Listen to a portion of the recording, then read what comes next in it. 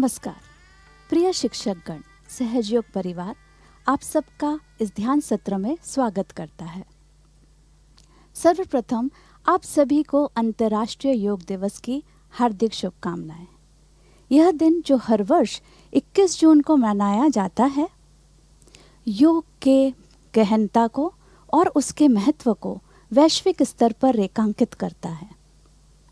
आज का यह सत्र न केवल इस महान परंपरा को सम्मानित करने का एक अवसर है, अपितु हमारे इस वर्ष की theme one earth one health, एक पृथ्वी एक स्वास्थ्य की परिकल्पना को साकार करने का एक सद्भावनापूर्ण प्रयत्न भी है। वसुदेव कुटुंबकम, यह युक्ति सही मायने में शिक्षक वर्ग के लिए है। विश्व में जितना भी ज्ञान सीखा या सिखाया जा रहा है, शिक्षक ही उसका आधार और स्तंभ हैं। वे आने वाले कल के निर्माण की आधारशिला हैं। इस महत्वपूर्ण भूमिका को इसलिए शिक्षक निभा पाते हैं क्योंकि वे स्वयं खुद को नए ज्ञान को अर्जित करने के लिए हमेशा तत्पर रहते हैं।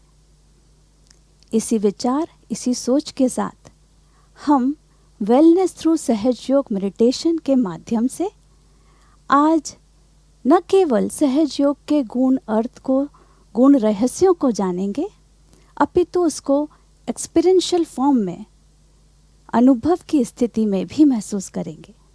आइए इस अनुभव की यात्रा पर मिलकर आगे बढ़ते हैं।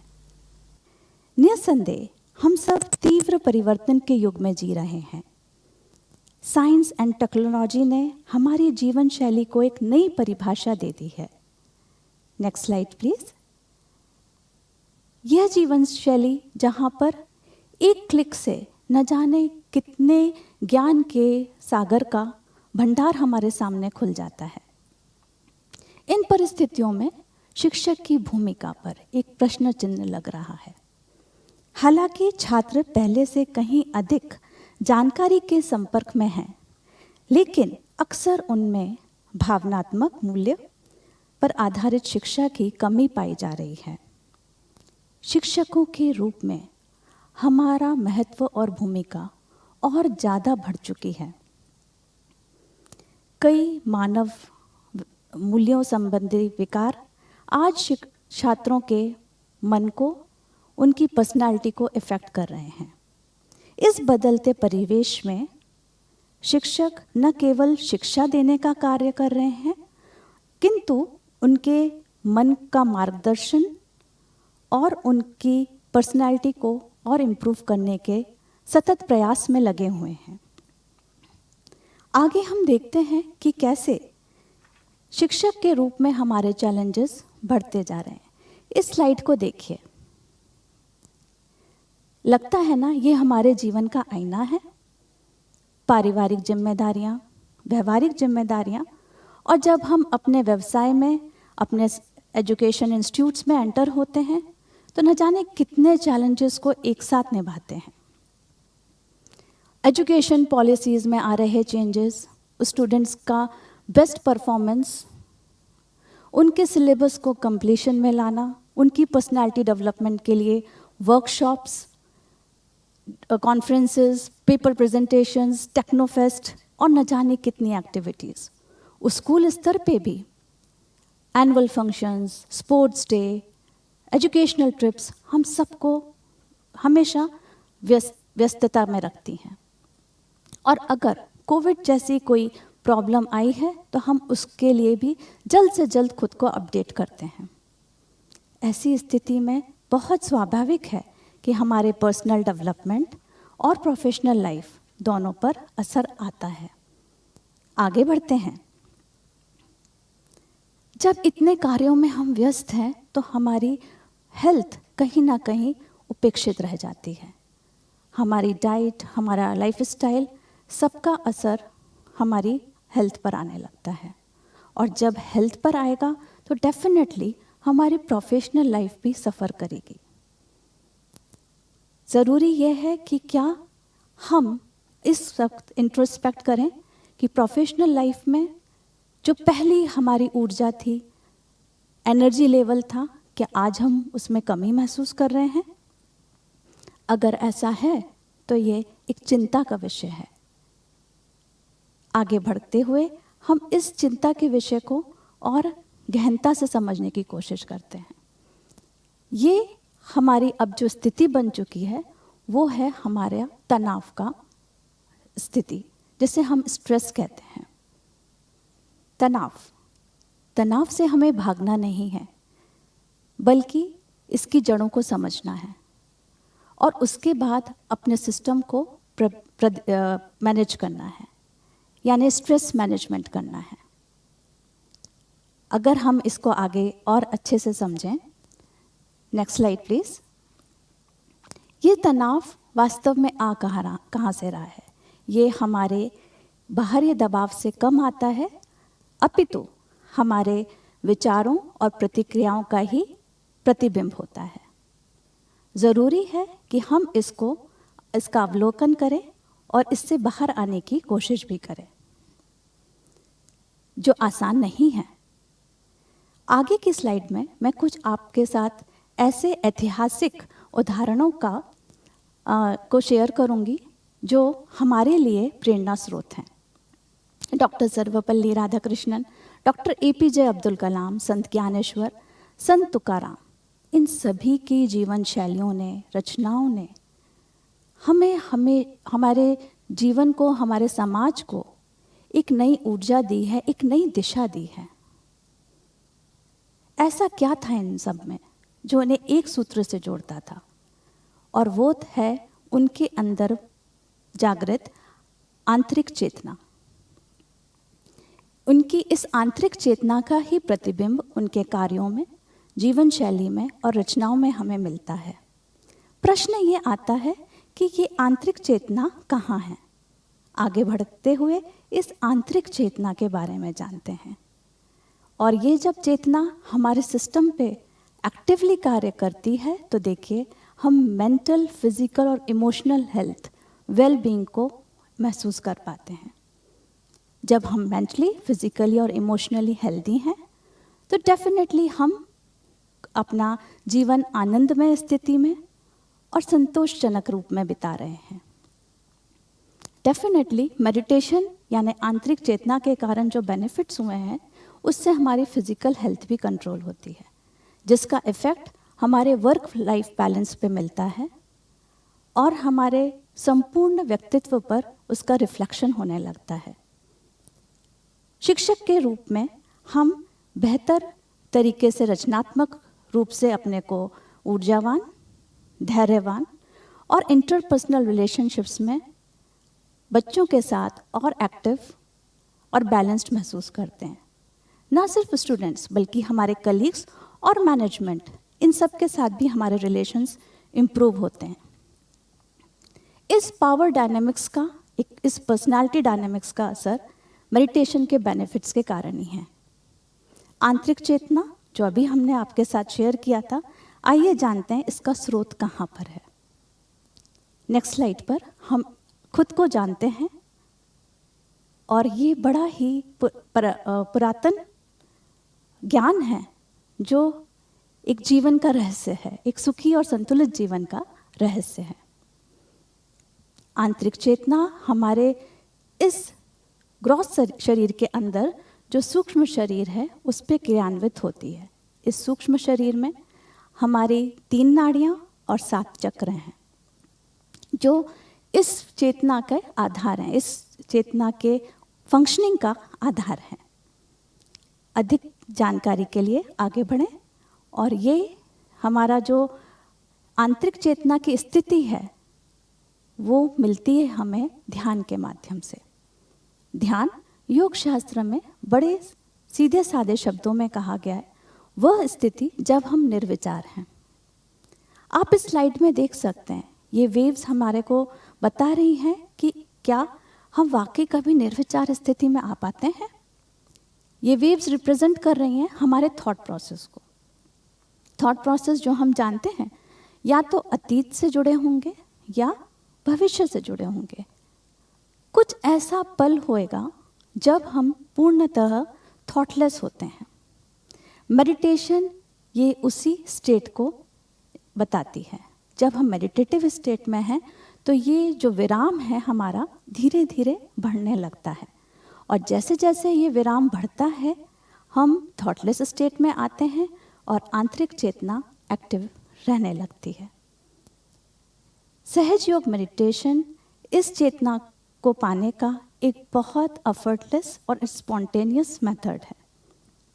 यह प्रोसेस जहाँ पर हम पास्ट और फ्यूचर थॉट से निकलकर प्रेजेंट में खुद को स्टैब्लिश कर पा रहे हैं, बड़ा कॉम्प्लेक्स लगता है, किंतु सहज योग मेडिटेशन वह ध्यान प्रक्रिया है, प्रणाली है, जिसमें ये बहुत सहज है और स्पॉन्टेनियसली हम इसको अपने ज़िंदगी में महसूस कर पाते हैं। इस साइंटिफिक मेथड की खोज का पूर्ण श्रेय सहज योग की संस्थापिका परम पूज्य श्री माता जी निर्मला देवी को जाता है। उन्होंने 1970 में ये ध्यान प्रक्रिया, ध्यान प्रणाली संपूर्ण मानव जाति के साथ शेयर की। मुझे बताते हुए अत्यंत गर्व और खुशी हो रही है कि श्री माता जी जो खुद एक मेडिकल स्टूडेंट थी, उन्होंने ह्यूमन एनाटॉमी और कॉग्निटिव साइंस के गहन अध्ययन के आधार पर इस साइंटिफिक मेथड को हमारे साथ शेयर किया। उनके इस उल्लेखनीय योगदान के लिए नोबेल पीस पुरस्कार के लिए उनको 2 बार नामांकित भी किया गया। भारत सरकार ने उन्हें मानव रत्न और देश विदेश में कई एक्कोलेट्स और अवार्ड से उन्हें सुशोभित किया गया। उनकी इस खोज में सबसे महान और अद्भुत बात यह थी कि यह एक सामूहिक स्तर पर सेल्फ रियलाइजेशन मेडिटेशन प्रोसेस है, एन मास रियलाइजेशन, जो पिछले 5 दशकों से कई देशों में सभी उम्र, जाति और भाषाओं के लोगों को लाभान्वित कर रहा है। आगे बढ़ते हैं। श्री माता जी ने शिक्षा जगत में भी उल्लेखनीय योगदान दिया है। उनका मानना था कि शिक्षक अगर शांत, आनंदपूर्ण और ऊर्जावान होंगे तो वही उनके छात्रों में भी परिलक्षित होगा। इसी उद्देश्य के साथ उन्होंने भारत में धर्मशाला और जयपुर और विदेशों में, यूरोप में, इटली में स्कूलों की स्थापना की। आश्चर्यजनक बात यह है कि इन स्कूलों के विद्यार्थियों में आत्मविश्वास और करुणामय व्यक्तित्व के भी ये बच्चे धनी बने। कौटिल्य चाणक्य के शब्दों में, प्रलय और निर्माण शिक्षक की गोद में खेलते हैं। आइए सहजयोग ध्यान की इस भूमिका को हम सशक्त रूप से निभाने के लिए तैयार होते हैं। हमने जैसे आपके साथ शेयर किया कि हमारा सूक्ष्म शरीर 3 नाड़ी और 7 चक्रों की मदद से चल रहा है। आप इस स्लाइड पर बहुत आराम से देख सकते हैं कि ये 3 नाड़ियाँ जो ब्लू, येलो और वाइट कलर में हमें दिख रही हैं, ब्लू एंड येलो नाड़ी जो हमारे सिस्टम में है वो हमारे पास्ट और फ्यूचर की नाड़ियाँ हैं, और वर्तमान की नाड़ी हमारे सेंट्रल नर्वस सिस्टम पर है। इसी नर्वस सिस्टम पर हमारे 7 चक्र भी दिखाई दे रहे हैं, जिन्हें योग की भाषा में ऊर्जा केंद्र कहा जाता है। जब आज हम ध्यान की स्थिति को पाएंगे वो यह क्षण होगा जब हमारे आखिरी टेलबोन में, स्पाइनल कॉर्ड की जो आखिरी हड्डी है जिसे टेलबोन कहा गया है, यहाँ पर जो डिवाइन एनर्जी रेस्ट कर रही है ये जागृत होगी, हमारी मध्य नाड़ी में 7 चक्रों का भेदन करेगी, और हमारा योग 7वें चक्र सहस्त्रार चक्र पर जब आएगी तो ऑल परवेडिंग एनर्जी ईश्वर के परम चैतन्य से कर देगी। यह वो स्थिति होगी जब हम पूर्णतः थॉटलेस हैं। और जब हम थॉटलेस हैं, हम सभी अतीत और भविष्य के विचारों से परे हो गए हैं, तो एक बहुत ही आनंदमय स्थिति है। अभी हमने 3 स्टेजेस की, 3 ग्रोथ की बात करी थी, मेंटल, फिजिकल, इमोशनल। जब आप पूरी तरह से रिलैक्स्ड हैं तो ये आपके मेंटल स्थिति को, मेंटल ग्रोथ को कंट्रीब्यूट कर रहा है। इन चक्रों को ध्यान से देखिए। ये चक्र हमारे फिजिकल ग्रोथ में कैसे हेल्प कर रहे हैं। हमारा पहला चक्र मूलाधार प्रोस्टेट एंड एक्सक्रीटरी ऑर्गन्स की केयर कर रहा है। दूसरा स्वादिष्ठान चक्र लिवर, यूट्रस, पैनक्रियास। तीसरा हमारा नाभि चक्र स्टमक, स्प्लीन, इंटेस्टाइन। और इसके आजू बाजू एक जो सर्कल हमें दिख रहा है जिसे वॉइड कहा जाता है, ये हमारे स्टमक, इंटेस्टाइन्स और डाइजेस्टिव सिस्टम की केयर कर रहा है। हमारा अनहद चक्र हार्ट, लंग्स और ब्लड प्रेशर को कंट्रोल करता है। विशुद्धि ENT ईयर, नोज, थ्रोट। आग्नेय चक्र ऑप्टिक थैलमस और आईसाइट। और फाइनली हम 7वें चक्र पर आते हैं जो हमारा कनेक्शन डिवाइन एनर्जी से करता है। आज जब हम ध्यान करेंगे और इस स्थिति को प्राप्त करेंगे तो जैसे हमने बोला था ये एक एक्सपीरियंशियल प्रोसेस है, आप इसका अनुभव करेंगे हमारी 3 पोजीशंस पे। या तो आपको तालु भाग पर होगा इसका अनुभव, या आपकी रीढ़ की हड्डी पर क्योंकि यहाँ पर सभी चक्र मौजूद हैं, या हमारी फिंगर टिप्स पर जहाँ इन 7 चक्रों के इंडिकेटर्स हैं। आइए ध्यान के इस अनुभव के प्रोसेस को, इस मार्वलस पार्ट को हम साक्षात श्री माता जी द्वारा प्राप्त करते हैं।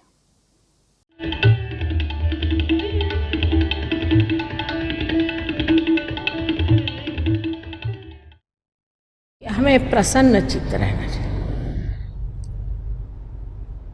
प्रसन्न चित्त रहने का मतलब यह है कि परमात्मा ने जो कुछ हमें दिया है आज तक, उसके लिए हम उनका उपकार मानते हैं, अनुग्रहित है और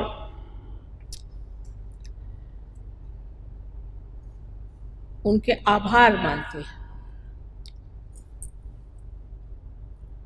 और जो लोग प्रसन्न चित्त नहीं हैं, जो रोते रहते हैं, वो रोते ही रहेंगे।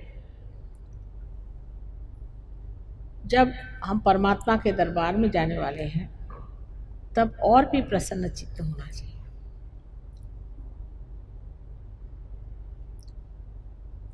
मैंने देखा कि पंडाल में जब यहाँ लोग आते हैं तो सब लोग नए कपड़े पहन के, स्त्रियाँ अपने आभूषणें पहन करके, पुरुष बहुत प्रसन्न चित्त अपनी सारी फैमिलीज को लेकर के देवी के दर्शन के लिए आते हैं। आज आप अपने दर्शन के लिए जा रहे हैं और सच्चे दर्शन के लिए जा रहे हैं, इसलिए बहुत प्रसन्न चित्त होना चाहिए, क्योंकि आप जो स्वयं एक आत्मा है, अत्यंत सुंदर चीज है, अत्यंत आनंददायी सत्य की साक्षात मूर्ति है। इसलिए प्रसन्न चित्त होकर के ये कार्य करना चाहिए।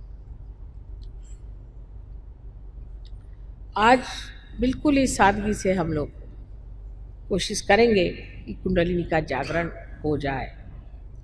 पहले हम अगर सिर्फ संतुलन पे ही आ जाए, जैसे मैंने आपसे कहा था कि संतुलन के लिए पहले लेफ्ट हैंड मेरी ओर, आंख न बंद करें, लेफ्ट हैंड मेरी ओर देखें विचार न करते हुए, लेफ्ट हैंड मेरी ओर करें और राइट हैंड जमीन पर, जमीन की ओर।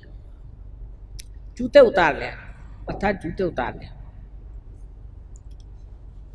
मेरी ओर नजर रखें, लेफ्ट हैंड मेरी ओर और राइट हैंड जमीन की ओर। विचार न करें, मेरी ओर देखते हुए विचार न करें, निर्विचार है, आप रह सकते हैं।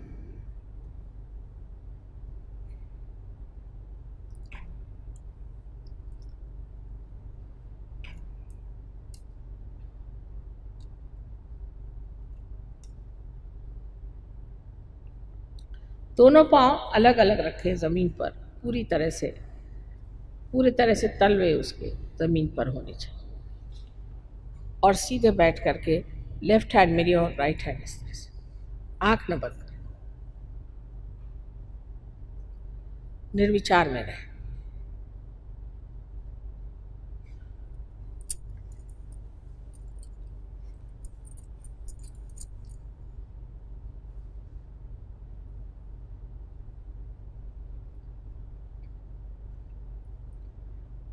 अब राइट हैंड मेरे ओर करें और लेफ्ट हैंड आकाश की ओर।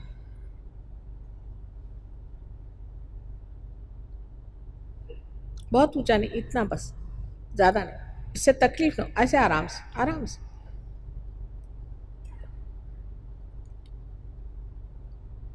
मेरी ओर निर्विचार होकर देखें,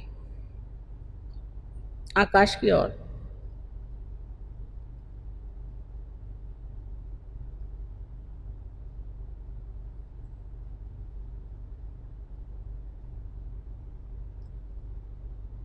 और फिर से लेफ्ट हैंड मेरी ओर करें और राइट हैंड जमीन की ओर, इस भारत माता की ओर, इस पृथ्वी माता की ओर,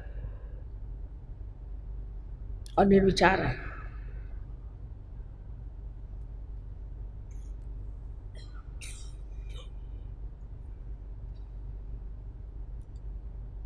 फिर से आप राइट हैंड मेरे ओर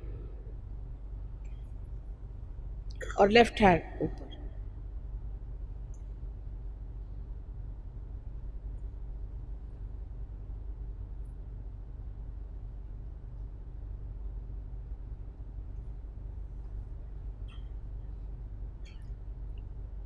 अब आंख बंद करके और लेफ्ट हैंड मेरी ओर और राइट हैंड सर पे रखें। आंख बंद कर लें, सर थोड़ा झुका लें, आंख बंद कर लें निर्विचार में। सर के ऊपर में देखें कि ठंडी हवा आ रही क्या। लेफ्ट हैंड मेरी ओर, जरा सर झुका कर।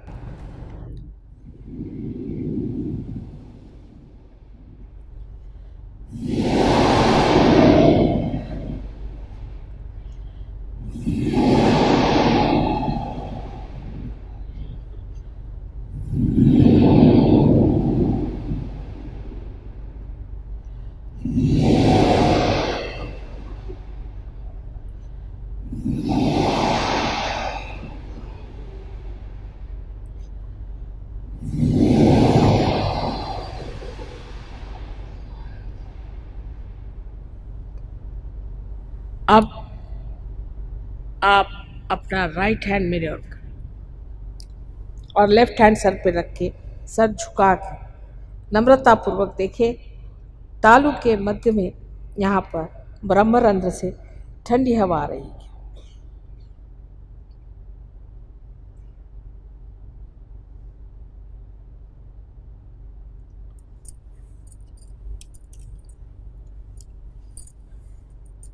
अब दोनों हाथ आकाश की ओर उठा दें और प्रश्न पूछें 3 बार, माँ क्या यह परमात्मा की प्रेम शक्ति है? प्रश्न पूछें 3 बार, माँ क्या यही ब्रह्म शक्ति है जो चराचर में समाई हुई है? प्रश्न 3 बार पूछें।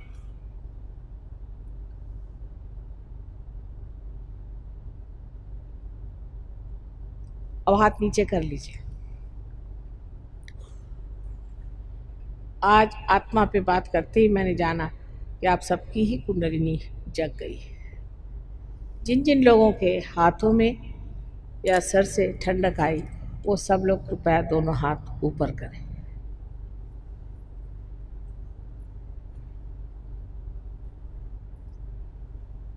अधिकतर लोगों को कितने जल्दी से कुंडलिनी का साक्षात हुआ।